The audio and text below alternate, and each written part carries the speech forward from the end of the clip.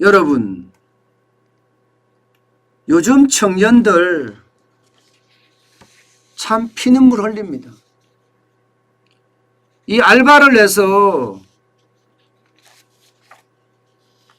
뭐 생활비도 벌고 학비도 벌고 이랬던 친구들 굉장히 어려워진다는 사실이에요. 왜? 알바 자리가 없기 때문에 말입니다. 여러분들도 아마 자영업자들의 가게를 가보실 거예요. 지금 보시는 것처럼요. 이 무인 계산기, 무인 주문 계산기죠. 이거 하나 놓고요. 사람 혼자서 장사하는 곳이 굉장히 많습니다. 옛날에는요. 이런 뭐 맥도날드나 KFC나 신세계푸드나 이런 데 가보면 이 키오스크, 쉽게 말하면 무인 주문기죠. 무인 주문 계산기죠. 키오스크가 옛날엔 거의 없었어요. 그래서 젊은이들이 주문을 받아서 주문을 넣고 그러면 알바하는 친구들이 한 명이 아니라 2명, 3명, 많게는 4명, 5명까지 매장 크기에 따라서 다르게 쭉 있었습니다. 그런데 요즘은 이렇게 변했어요. 맥도날드 같은 경우도요. 400개 매장에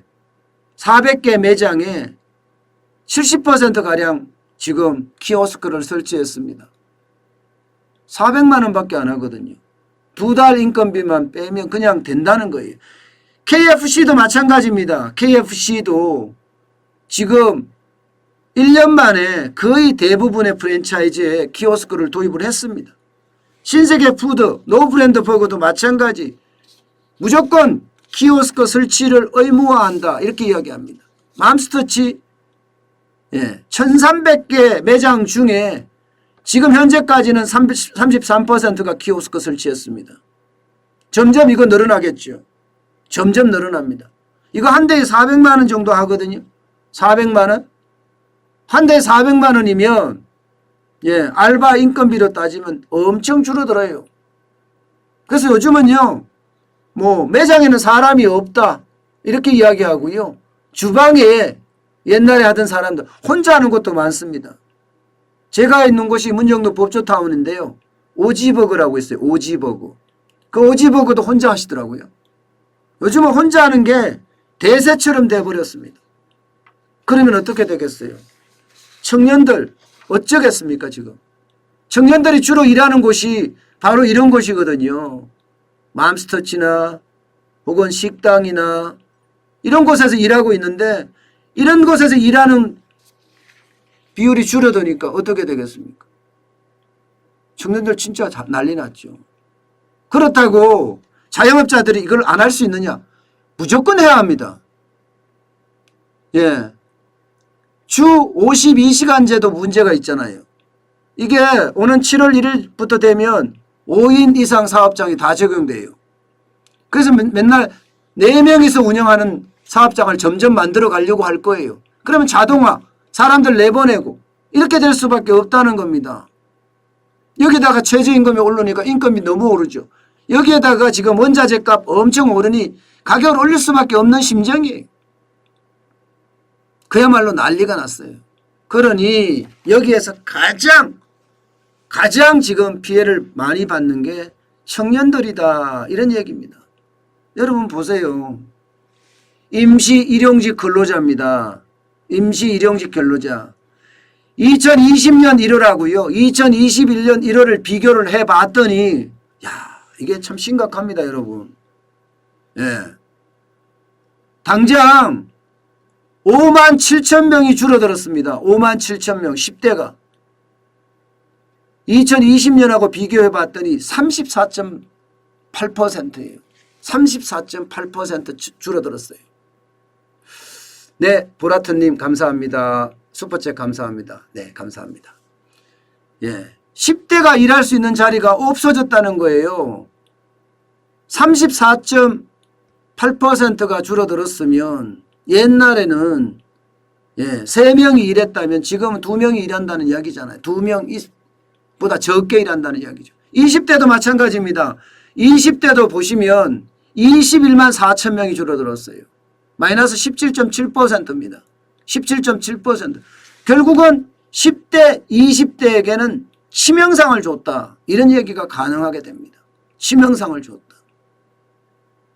물론 다른 쪽도 마찬가지예요. 30대도 7만 9천 명이 줄어들고요. 임시 일용직만 말하는 거예요. 40대는 12만 1천 명이 줄어들고요. 50대도 13만 1천 명이 줄어들었습니다. 그리고 60대도 19만 명이 줄어드는 거 사실이에요. 전체적으로는 일시 일용직이 79만 5천 명이 줄어들었습니다. 1월 달에. 79만 5천 명. 이제 이거요, 여러분. 조금 있으면 이게 줄어드는 게 다 없어질 거예요. 왜? 공공알바. 지금 1분기에만 80만 개 만든다고 하잖아요. 80만 개. 80만 개 만들면 여러분 이게 플러스가 되는 거예요. 플러스가. 세금 일자리. 근데 언제까지나 이렇게 돈을 뿌릴 건가요? 저는 이렇게 뿌리게 되면 그 뿌리는 돈을 받아먹는 재미에 익숙해집니다. 돈을 뿌릴 때 받으면요. 마치 달콤한 꿀 같거든요. 달콤한 꿀 같거든요. 그런데 그거 사실 독이에요. 점점 정부에 목매게 됩니다. 점점 정부에 목매게 돼요. 언제 또 안 주나 이렇게 말입니다. 정부에 저렇게 계속 목을 매잖아요. 상반기 안에 80만 개 일자리 만들겠다고 하잖아요. 이거 돈 뿌리겠다는 이야기예요. 4월 7일 날 보궐선거가 있습니다. 그때까지 돈 뿌려서 최소한 80만 개 일자리를 서울, 부산에서 많이 만들어서 또 일자리 가지고 장난하겠다는 이야기입니다. 자, 오로지 선거. 저는 이런 정부 처음 봅니다. 대통령은 분명히 선거의 중립 의무를 가지고 있습니다. 정부도 마찬가지예요. 선거에는 중립을 지켜야 합니다. 그런데 공항으로 퍼주면서 중립을 어기고 재난지원금 퍼주면서 중립을 어기고 일자리 만들면서 중립을 어기고 도대체 어디까지 어긴다는 이야기인가요? 대한민국이 망국병이 걸렸다 이렇게 이야기하는 사람들이 많은 것도 바로 정부가 바로 서지 못했기 때문이에요. 중립으로 바로 서서 어디에 치우침이 없이 문재인 대통령 말대로 사람이 먼저다를 실행을 하면 되는 거거든요. 내 편이 먼저다가 아니라 사람이 먼저다. 그렇게 되면 일자리도 많이 늘어나지 않을까 싶어요. 사람이 먼저다 안 하니까 친노조 정책을 쓰고 그러면서 경제정책 이상한 소득주도의 성장 정책인지 죄송합니다. 그냥 이야기하겠습니다. 소득주도의 성장 정책인지 나발인지 그것 때문에 국민은 신음하고 있는데도 도대체 변화될 기미가 안 보여요. 그러니 우리 경제 앞으로 좋아질까요? 저는 문재인 대통령 입에서 기업의 이야기가 안 나왔으면 좋겠어요. 너무 창피해요. 수출이 잘 되고 있다. 이런 이야기를 한다는 자체가 저는 염치가 없다고 생각해요. 여러분 기업들이 얼마나 어려워하고 있습니까?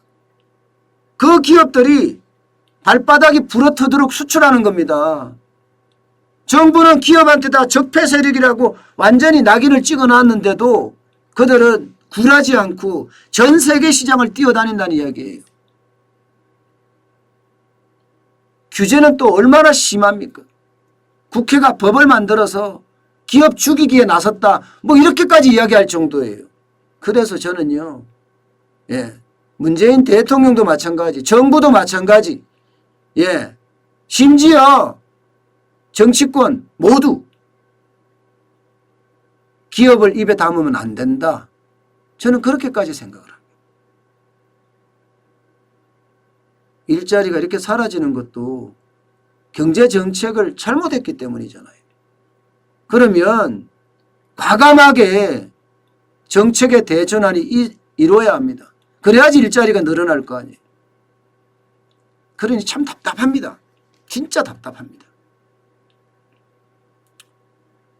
언제나 일자리가 늘어나서 청년들이 반대소를 하는 날, 그날이 언제나일지 저는 언젠가는 올 거라고 생각을 해요. 언젠가는. 그 언젠가를 위해서 저는 새벽에 일어나서 이렇게 세상을 바꾸는 뉴스를 여러분들에게 전해드리고 있습니다.